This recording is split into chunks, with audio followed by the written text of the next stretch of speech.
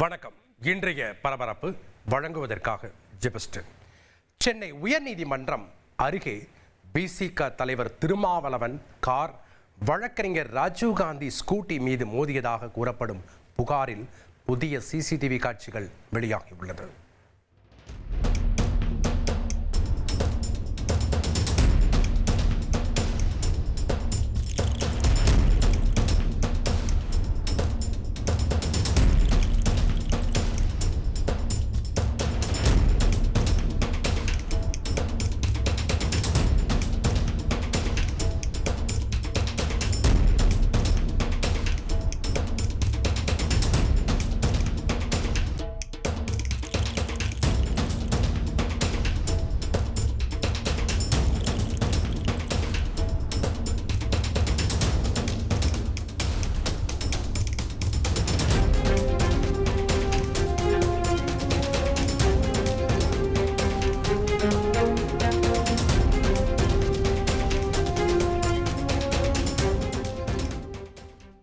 பார் கவுன்சிலுக்கு ஓடிச் சென்று வழக்கறிஞர் ராஜீவ்காந்தி பதுங்கிக் கொள்வதும் கதவை மூடுவதும் போலீசார் விசாரணை நடத்துவது போன்றவை அந்த காட்சிகளில் பதிவாகியுள்ளது.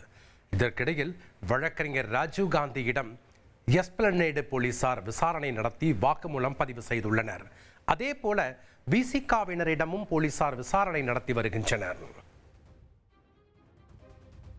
உத்தரப்பிரதேசத்தின் லக்னோவில் லிப்ட் தருவதாக கூறி சிறுமியை கடத்திச் சென்று கூட்டு பாலியல் வன்கொடுமை செய்யப்பட்ட சம்பவம் அதிர்வலைகளை ஏற்படுத்திய நிலையில் சம்பவத்தில் தொடர்புடையதாக இருவரை போலீசார் கைது செய்துள்ளனர். சிறுமிக்கு போதைப் பொருள் கொடுத்து 4 நாட்கள் பாலியல் வன்கொடுமை செய்ததாக கூறப்படுகிறது. இந்த சம்பவம் தொடர்பாக போக்சோ உள்ளிட்ட 3 பிரிவுகளின் கீழ் வழக்கு பதிவு செய்து 2 பேரை கைது செய்த போலீசார் அவர்களிடம் பல்வேறு கோணங்களில் விசாரணை நடத்தியுள்ளனர். சென்னை புது வண்ணாரப்பேட்டையில் மின்சார இணைப்பு பெட்டி திடீரென பட்டாசு போல வெடித்ததால் மக்கள் பீதியடைந்தனர். சரி செய்ய வந்த மின்வாரிய அதிகாரிகளை சூழ்ந்து கொண்டு பொதுமக்கள் கேள்வி எழுப்பியதால் பரபரப்பான சூழல் நிலவியது.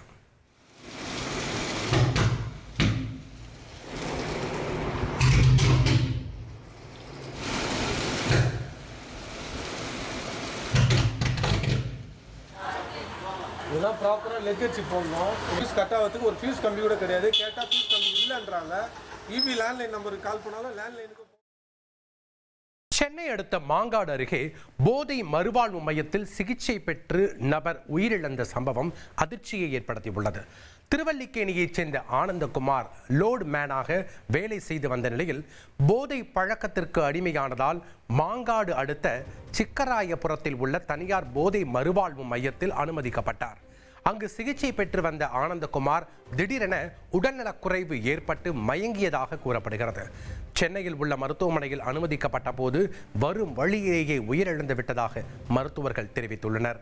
இதனையடுத்து ஆனந்தகுமார் உடலை மீட்டு பிரேத பரிசோதனைக்கு அனுப்பி வைத்த போலீசார் இறப்புக்கான காரணம் குறித்து விசாரித்து வருகின்றனர். கேரள மாநிலம் இடுக்கி மாவட்டத்தில் கார் ஓட்டுநர் தூங்கியதால் சாலையோரம் இருந்த டைல்ஸ் கடையில் கார் புகுந்து விபத்திற்குள்ளான காட்சி அதிர்ச்சியை ஏற்படுத்தியுள்ளது.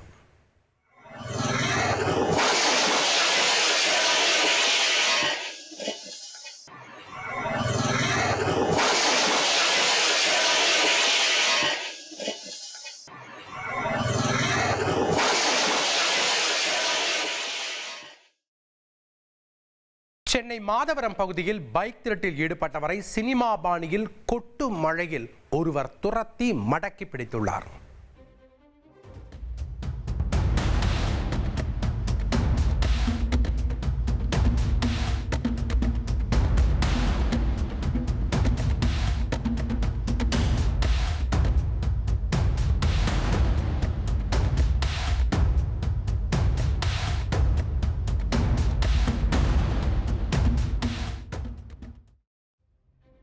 மாதவரம் பகுதியில் இளைஞர் ஒருவர் பைக்கை திருடிச் சென்றதாக சத்தம் போட்டபடி 2 பேர் பைக்கில் துரத்தினர். இதை கண்ட கார்த்திக் என்பவர் உடனடியாக பைக்கில் ஏறி அவரை துரத்திச் சென்றுள்ளார். திருவிக்கா நகர் பகுதியில் பைக் திருடர்கள் வருவதைக் கண்டு சினிமா பாணியில் பாய்ந்து கார்த்திக் பிடித்துள்ளார். அப்போது பைக்கை ஓட்டிய நபர் மட்டும் கார்த்திக்கிடம் சிக்கிய நிலையில் மற்றொருவர் தப்பினார். போலீஸ் நடத்திய விசாரணையில் சூளை பகுதியில் பைக் திருடியது தெரிய வந்துள்ளது. பிடிப்பட்ட நபர் ஓட்டேரியைச் சேர்ந்த நந்தகுமார் என்பது தெரிய வந்தது. தப்பியோடிய மற்றொரு 17 வயது சிறுவனையும் வேப்பேரி போலீசார் கைது செய்துள்ளனர். திரிசூலம் ரயில்வே கேட் பகுதியில் எக்ஸ்பிரஸ் ரயிலில் அடிபட்டு கல்லூரி மாணவி உயிரிழந்த சம்பவம் அதிர்ச்சியை ஏற்படுத்தியுள்ளது. பல்லாவரம் பகுதியைச் சேர்ந்த பாஸ்கர் என்பவரது மகள் ரத்தின மங்கலத்தில் உள்ள தனியார் பொறியியல் கல்லூரியில் 1ஆம் ஆண்டு படித்து வந்தார். திரிசூலத்தில் ரயில் தண்டவாளத்தை கடக்க முயன்ற போது அவ்வழியாக வந்த எக்ஸ்பிரஸ் ரயில் மோதியதில் சம்பவ இடத்திலேயே உயிரிழந்தார். தாம்பரம் இருப்புப்பாதை போலீசார் மாணவியின் உடலை கைப்பற்றி சம்பவம் குறித்து விசாரித்து வருகின்றனர். கேரள மாநிலம் மலப்புரத்தில் தனியார் பேருந்தில் கூட்ட நெரிசலில் முதியவரின் காலை மிதித்த இளைஞர் ஒருவர் அவரை கொடூரமாக தாக்கிய சம்பவம் அதிர்ச்சியை ஏற்படுத்தியுள்ளது.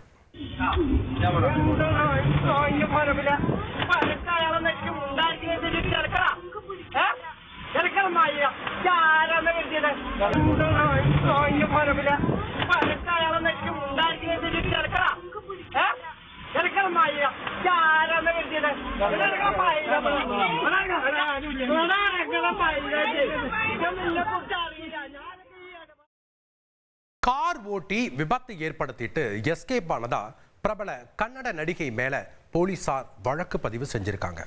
சிசிடிவி காட்சிகள் சொல்வது என்ன? பட்டுப்புடவையில் தேவதை, மாடர்ன் உடையில் மஜ்ஜாவாக மயக்கும் மாயக்காரி, சல்வாரில் சிறகடிக்கும் சிட்டுக்குருவி, இப்படி ரீல்ஸ் வீடியோவில் ஜொலிக்கும் இவர்தான் பிரபல கன்னட நடிகை திவ்யா சுரேஷ். 32 வயதான இவர் கன்னட பிக் பாஸ் சீசன் 8 பங்கு பெற்று பிரபலமானவர். இவர் திரைப்படங்கள் மற்றும் கன்னட சீரியல்களிலும் நடித்து வருகிறார். திவ்யா சுரேஷுக்கென தனி ரசிகர் பட்டாளமே உண்டு. இன்ஸ்டாவில் இவரை 2.5 லட்சம் பேர் பின்தொடர்கிறார்கள். ரீல்ஸ் வீடியோக்களின் மூலம் ரசிகர்களின் மனதை கொள்ளையடித்த இந்த இளம் நடிகையை தற்போது போலீசார் வலை வீசி தேடி வருகின்றனர். காரணம், கார் ஓட்டி விபத்து ஏற்படுத்திவிட்டு நிற்காமல் சிட்டாய் பறந்திருக்கிறார் இந்த சீரியல் நடிகை.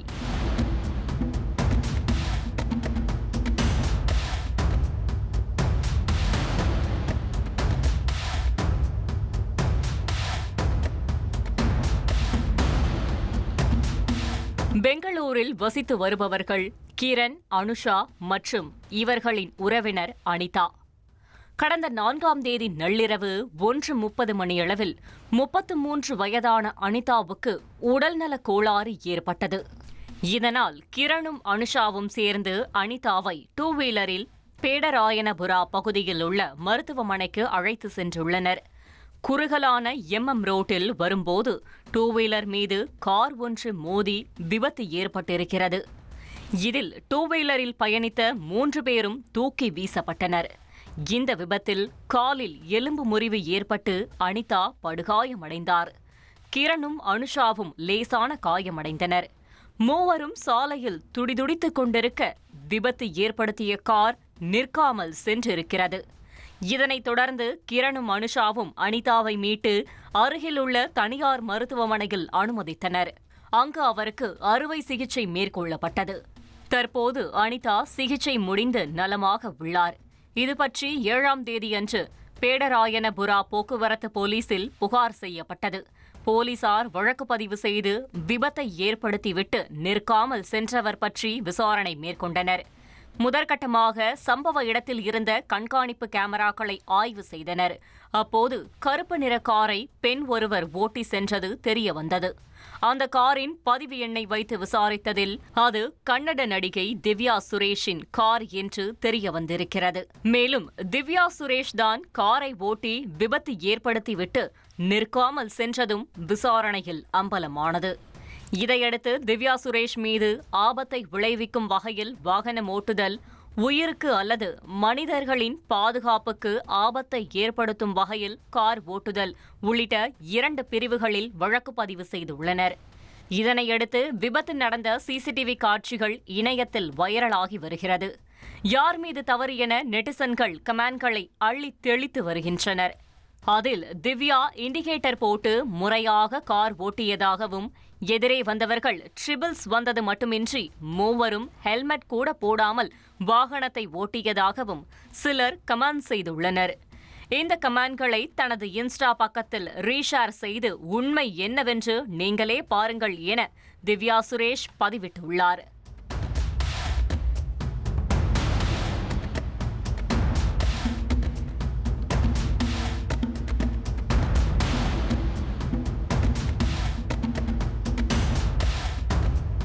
அது மட்டுமின்றி பாதிக்கப்பட்ட அனிதா தையல் தொழிலாளி எனவும், கூலி வேலை செய்துதான் பிழைப்பு நடத்தி வருவதாகவும், இந்த சிகிச்சைக்கு 2 லட்சம் வரை மருத்துவ செலவு ஆனதாகவும் கூறப்படுகிறது.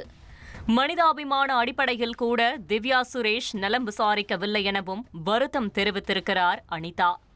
தற்போது திவ்யா சுரேஷின் கார் பறிமுதல் செய்யப்பட்டுள்ளது. மேலும் கார் ஓட்டிய போது நடிகை திவ்யா சுரேஷ் மது போதையில் இருந்தாரா என்றும் போலீசார் விசாரணை மேற்கொண்டு வருகின்றனர்.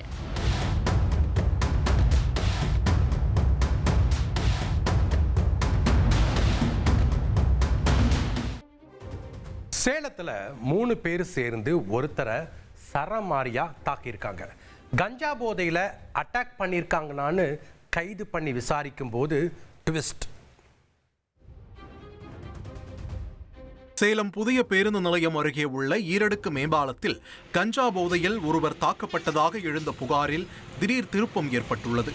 சேலம் ஈரடுக்கு பாலத்தில் கஞ்சா போதையில் 3 இளைஞர்கள் சேர்ந்து ஒருவரை தாக்கி வழிப்பறி செய்ததாக வீடியோ வெளியாகி பரபரப்பை ஏற்படுத்தியது.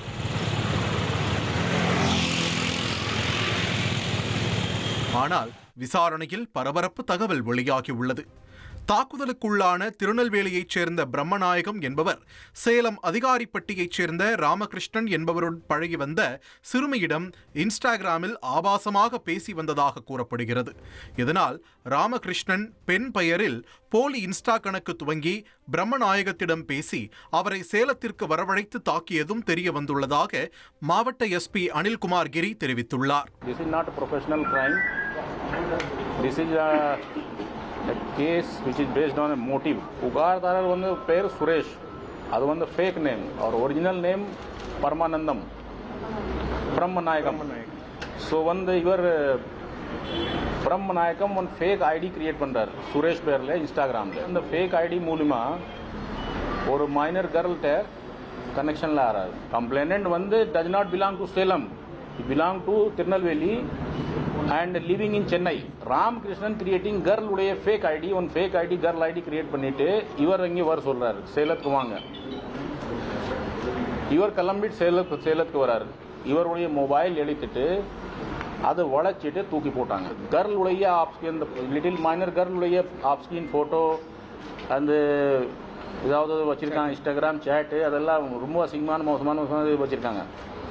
ஒரு ஸ்க்ரீன்ஷாட் எனக்கு காட்டாங்க, நான் அது உங்களுக்கு காட்ட முடியாது, அது எவிடன்ஸ். ஓகே, ஸோ வளைச்சி தூக்கி போட்டாங்க. இதுதான் அவங்க பர்பஸ். அந்த ஃப்ரீ ஃபயர் கேமில் குரூப்பாக விளையாடுவாங்க, அது மூலியமாக தான் ஃப்ரெண்ட்ஷிப், அதில் தான் சேட் போயிட்டு இருக்குது, வேற ஒன்றும் இல்லை.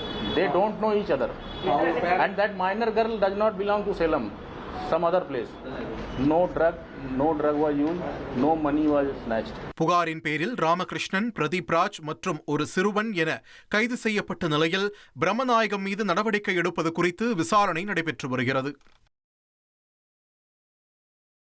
மத்திய பிரதேசத்தின் இந்தூரில் ICC மகளிர் உலக கோப்பைக்கான ஆஸ்திரேலிய அணி வீராங்கனைகள் 2 பேருக்கு பாலியல் தொல்லை அளிக்கப்பட்ட சம்பவம் சர்வதேச அளவில் அதிர்வலைகளை ஏற்படுத்தியுள்ளது.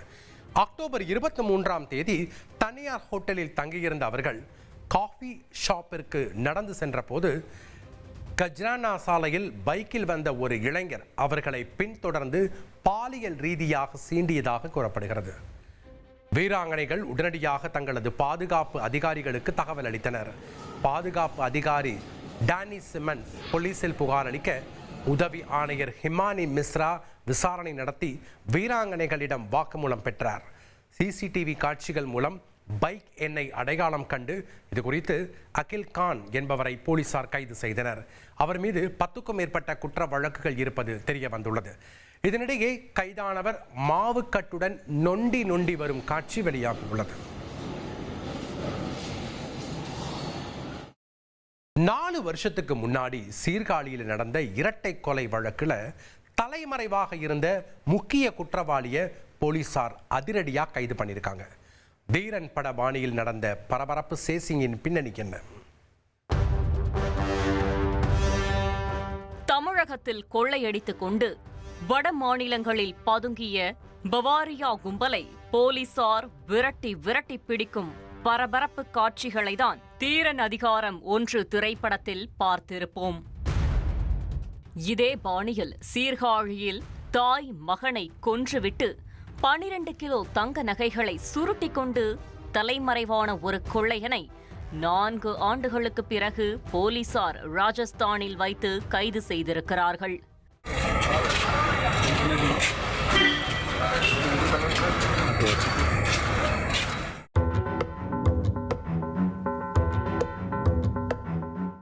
சீர்காழி ரயில்வே ரோடு பகுதியைச் சேர்ந்தவர் தன்ராஜ் சௌத்ரி. 50 வயதான இவர் சீர்காழி அடுத்துள்ள தர்மகுளம் பகுதியில் நகைக்கடை மற்றும் அடகு கடை நடத்தி வருகிறார். ராஜஸ்தானை பூர்வீகமாக கொண்ட இவர் மனைவி ஆஷா, மகன் அகில், மருமகள் நிக்கில் ஆகியோருடன் வசித்து வந்திருக்கிறார். இந்நிலையில்தான் கடந்த 2021ஆம் ஆண்டு ஜனவரி 27ஆம் தேதி காலை 6:30 மணியளவில் தன்ராஜ் சௌத்ரியின் வீட்டு கதவை சில மர்ம நபர்கள் வேகமாக தட்டியிருக்கிறார்கள். இதனால் அலறிப்போன தன்ராஜின் மகன் அகில் ஓடி வந்து கதவை திறந்திருக்கிறார். அடுத்த கணமே வீட்டிற்குள் நுழைந்த மர்ம நபர்கள் மகன் அகிலின் கழுத்தை அறுத்திருக்கிறார்கள். மகனின் அலறல் சத்தம் கேட்டு ஓடி வந்த அகிலின் தாய் ஆஷாவின் தலையை பிடித்து சுவரில் மோதி சரமாரியாக வெட்டி கொன்றிருக்கிறார்கள். ஹாலில் மகனும் பெட்ரூமில் தாயும் இரத்த வெள்ளத்தில் கிடக்க, இதனைக் கண்டு பதறிய தன்ராஜையும் அவரது மருமகள் நிக்கிலையும் கொலையாளிகள் கத்தியை காட்டி பணம் நகைகளை கேட்டு மிரட்டி உள்ளனர். ஆனால் தன்ராஜ் நகை இருக்கும் இடத்தை கூற மறுத்ததால் மருமகள் நிக்கிலின் கையிலேயே வெட்டி எச்சரித்துள்ளனர். இதனையடுத்து மாடியில் உள்ள படுக்கையறையில் நகைகள் இருப்பதாக தன்ராஜ் கூற, அந்த கும்பல் 12.5 கிலோ தங்க நகைகள், ரூபாய் 6 லட்சம் ரொக்க பணம் ஆகியவற்றை கொள்ளையடித்துக் கொண்டு தன்ராஜின் காரிலேயே அங்கிருந்து எஸ்கேப் ஆகியுள்ளது. போகும்போது வீட்டிலிருந்த சிசிடிவி கேமரா காட்சிகள் பதிவாகும் ஹார்ட் டிஸ்கையும் எடுத்து சென்றுள்ளனர். இதனிடையே தப்பி சென்ற கொள்ளையர்கள் காரை சீர்காழியை அடுத்துள்ள ஓலையாம்புத்தூரில் நிறுத்திவிட்டு எருகூர் என்ற கிராமத்தில் உள்ள வயல் பகுதியில் பதுங்கியுள்ளனர். அப்போது உடல் முழுவதும் இரத்தக் கறைகளோடு வயலில் சுற்றித் திரிந்த நபர்களை பார்த்து சந்தேகமடைந்த கிராமவாசிகள் அவர்களை பிடித்து போலீசில் ஒப்படைத்திருக்கிறார்கள். உடனே சம்பவ இடத்திற்கு வந்த போலீசார் அந்த கும்பலை கைது செய்து விசாரித்ததில் இவர்கள்தான் தன்ராஜின் வீட்டில் கொள்ளையடித்துவிட்டு எஸ்கேப் ஆன பயங்கர கும்பல் என உறுதியானது. கைது செய்யப்பட்டவர்கள் ராஜஸ்தான் மாநிலத்தைச் சேர்ந்த மனீஷ், ரமேஷ் பட்டேல், மஹிபால் என்றும் தெரியவந்தது. தொடர்ந்து அவர்களிடம் விசாரித்ததில் பல திடுக்கிடும் உண்மைகள் வெளிவந்தது. கும்பகோணத்தில் தங்கம் மற்றும் வெள்ளி நகைகளை மொத்த வியாபாரம் செய்யும் ராஜஸ்தானை சேர்ந்த வியாபாரியிடம் கைது செய்யப்பட்ட மனீஷ் வேலை செய்து வந்துள்ளார். அவர் மூலமாகத்தான் மனீஷுக்கு சீர்காழி தன்ராஜ் சௌத்ரியின் பழக்கம் கிடைத்திருக்கிறது. ஒரே ஊர்க்காரர் என அறிமுகம் செய்து கொண்டு தன்ராஜின் வசதி வாய்ப்புகளை தெரிந்து கொண்டுள்ளார். அளவுக்கதிகமான பணமும் நகைகளும் தன்ராஜின் வீட்டில் இருப்பதை அறிந்து தனது நண்பர்களான ரமேஷ் பட்டேல், மஹிபால் சிங், கர்ணாராம் ஆகியோரோடு சேர்ந்து கொள்ளையை நடத்தியுள்ளார் மனீஷ். இந்த கொள்ளையில் டிரைவராக செயல்பட்ட கர்ணாராமையும் போலீசார் கைது செய்தனர். மேலும் கொள்ளையடித்த நகைகளில் சிலவற்றை அந்த கும்பல் வயலில் பதுக்கி வைத்திருப்பதாக கூறியுள்ளனர். இதனால் நகைகளை மீட்க போலீசார் கொள்ளை கும்பலை மீண்டும் வயலுக்கு அழைத்து சென்றுள்ளனர். அப்போது அந்த கும்பல் மறைத்து வைத்திருந்த துப்பாக்கியால் போலீசாரின் மீது தாக்குதல் நடத்திவிட்டு தப்பிக்க முயன்றுள்ளது. இதனால் தற்காப்புக்காக போலீசார் பதில் தாக்குதல் நடத்தியுள்ளனர். அதில் மஹிபால் சிங் என்பவர் என்கவுண்டரில் சுட்டுக் கொல்லப்பட்டார். அதே நேரத்தில் கொள்ளையர்கள் மனீஷ், ரமேஷ் பட்டேல் இருவரும் பாத்ரூமில் வழுக்கி விழுந்து கை கால் உடைந்து சிகிச்சை பெற்று சிறையில் அடைக்கப்பட்டனர். பின் மூவரும் ஜாமீனில் வெளிவந்திருக்கிறார்கள். இந்த இரட்டை கொலை தொடர்பான வழக்கு விசாரணை 3 ஆண்டுகளாக நீதிமன்றத்தில் தொடர்ந்து நடந்து வந்தது. அதில் மனீஷ், கர்ணாராம் ஆகிய 2 பேர் மட்டும் ஆஜராகினர். ரமேஷ் பட்டேல் தலைமறைவாகியுள்ளார். இந்நிலையில் கடந்த ஏப்ரல் மாதம் 22ஆம் தேதி மனீஷ், கருணாராம் ஆகியோருக்கு மயிலாடுதுறை மாவட்ட அமர்வு கோர்ட் இரட்டை ஆயுள் தண்டனை விதித்து தீர்ப்பளித்தது. இந்நிலையில் கோர்ட்டால் பிடி வாரண்ட் பிறப்பிக்கப்பட்டு 3 ஆண்டுகள் தலைமறைவாக இருந்த ரமேஷ் பட்டேல் ராஜஸ்தான் மாநிலம் ஜெய்ப்பூர் பகுதியில் பதுங்கி இருப்பதாக மயிலாடுதுறை மாவட்ட போலீஸ் சூப்பரண்ட் ஸ்டாலினுக்கு ரகசிய தகவல் கிடைத்தது. அதன் பேரில் Sirkazhi police inspector Kamalraj, inspector Veeraraghavan மற்றும் காவலர்கள் முத்து பாலகிருஷ்ணன், பூபாலன் ஆகியோர் ராஜஸ்தான் மாநிலத்திற்கு சென்றனர்.